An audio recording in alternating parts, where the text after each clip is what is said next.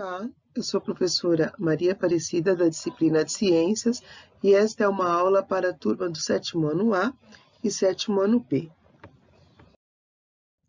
Bom, pessoal, para essa aula nós vamos utilizar a apostila 4, o módulo 30, que fala sobre flores e frutos, a partir da página 317. Bom, pessoal, durante o período Cretáceo, há cerca de 127 milhões de anos, quando os dinossauros reinavam sobre a Terra, surgiu um novo tipo de planta, que viria a atingir grande sucesso evolutivo e constituir atualmente o mais diversificado grupo de vegetais do planeta. Então, assim, aqui está escrito, né? Os dinossauros que viveram no período Cretáceo, em ambientes nos quais já existiam plantas com flores. Estavam surgindo as angiospermas. Angiospermas significa plantas com flores e frutos, que começavam a substituir algumas das grandes florestas de gimnospermas. Ambientes nunca antes ocupados também começavam a ser colonizados por essas plantas e por alguns animais. Angiospermas. As angiospermas são plantas que possuem flores e cuja semente é protegida pelo fruto. Flores e frutos são duas novidades evolutivas importantes das angiospermas. Com elas, as plantas puderam se dispersar com muito mais facilidade e ocupar novos ambientes. Entre os grupos atuais de plantas, as angiospermas são as que possuem maior diversidade. Bom, pessoal, aqui nós temos alguns exemplos de angiospermas. Então, nós temos aí a Vitória régia, temos o algodoeiro, a cana-de-açúcar, o cacaueiro e a jabuticabeira. Como que ocorre o ciclo evolutivo de uma planta com flor? Primeiro, nós precisamos saber que as flores são responsáveis pela reprodução das angiospermas. Para falar sobre esse assunto, né, vamos utilizar a azaleia como exemplo. Então, as azaleias são plantas hermafroditas, ou seja, possuem os dois sexos na mesma flor. A parte masculina da flor produz o grão de pólen, que contém gametas masculinos. Assim como as gimnospermas. Na parte feminina da flor, concentra-se o ovário, que é a região onde fica o óvulo, no qual são produzidos gametas femininos. Então, nessa imagem, vocês podem ver, existe o órgão masculino, o ovário e o óvulo, que originará a semente.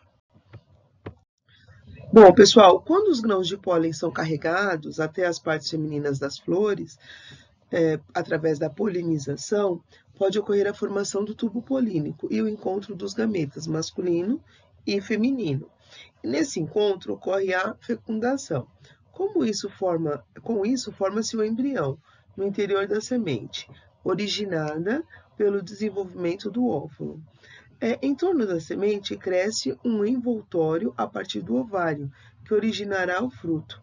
Quando o fruto amadurece, ele libera a semente, que germinará, originando uma nova planta a partir do crescimento do embrião. Como vocês podem ver nessa página, nós temos um ciclo reprodutivo de uma angiosperma. Então, nós temos a flor hermafrodita, que apresenta a parte masculina e a parte feminina.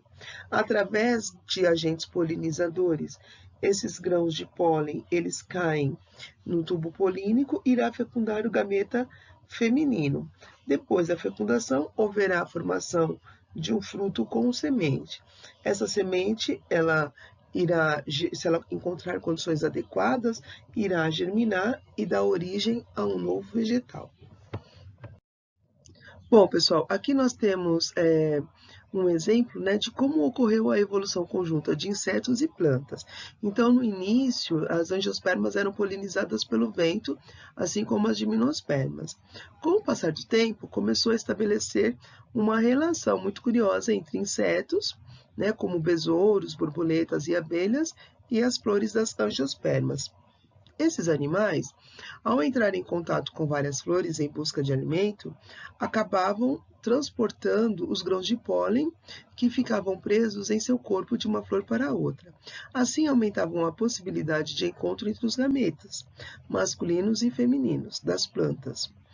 que ao produzirem mais frutos e sementes, originavam mais plantas. Com o tempo, essa relação se estendeu também aos vertebrados, como os morcegos e beija-flores.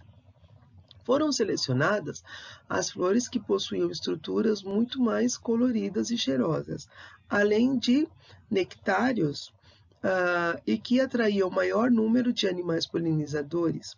Desse modo, as angiospermas se especializaram em atrair animais, assim como certos grupos de animais tornaram-se capazes de se alimentar do que as flores tinham a oferecer.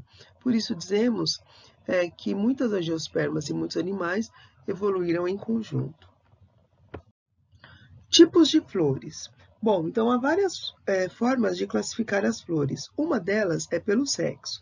A maioria das angiospermas apresentam órgãos masculinos e femininos na mesma flor, ou seja, a maioria é hermafrodita, como as tulipas, por exemplo. Mas há também espécies que apresentam órgãos masculinos e femininos em flores distintas.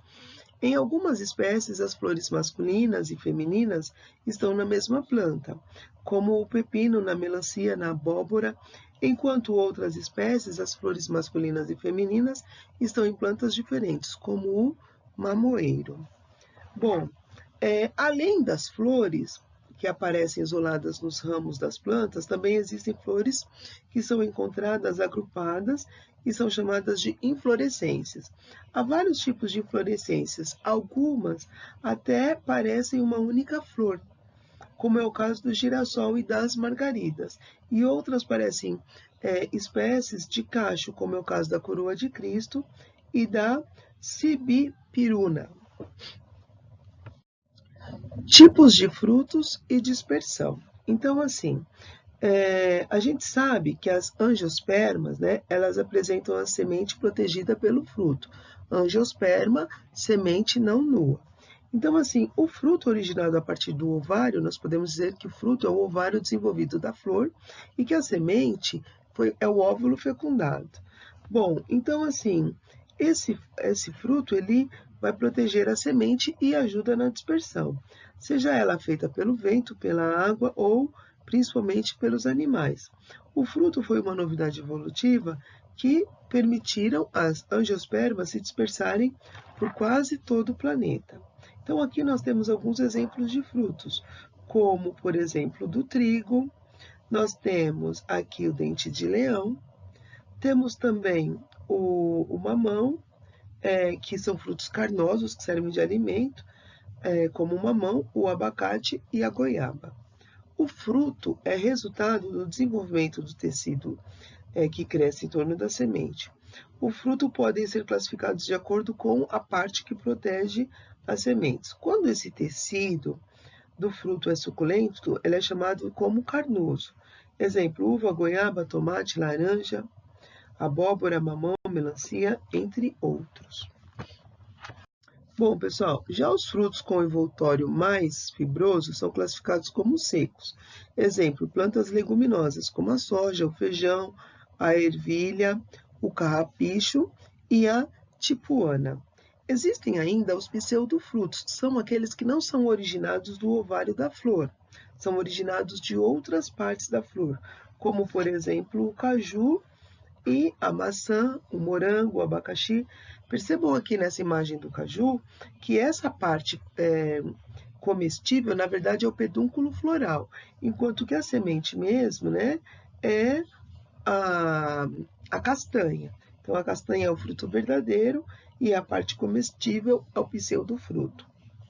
Bom, vocês sabiam que lobos comem frutas? Então, existe uma fruta que o lobo-guará se alimenta, que é a fruta do lobo. A vantagem é que quando ele come essa fruta, à medida que ele vai andando, nas suas fezes estão as sementes. Então, ele consegue dispersar as sementes ao longo das suas caminhadas. Macaco velho não mete a mão em cumbuca. Existe uma fábula que termina com a seguinte frase: macaco velho não mete a mão em cumbuca. Você sabe por quê? Bem, essa fábula foi inspirada numa fruta amazônica, a sapucaia. que tem a forma de uma cumbuca, espécie de vaso, e fica de cabeça para baixo, presa na árvore. Quando a sapucaia fica madura, a tampa que cobre os gomos da fruta cai. Assim, a polpa carnosa fica exposta e os macacos novos acabam colocando toda a mão dentro da cumbuca. Quando eles tentam retirar a mão, algumas vezes não conseguem, pois ao enchê-las de frutos, ela não passa pela abertura da sapucaia. Já os macacos mais velhos não agem assim. Com o aprendizado, eles passam a utilizar apenas a ponta dos dedos para retirar os gomos um a um. Bom, pessoal, qualquer dúvida é só entrar em contato pelo e-mail dúvidasétimoano@conquistaanglo.com.br. Eu estarei à disposição de vocês.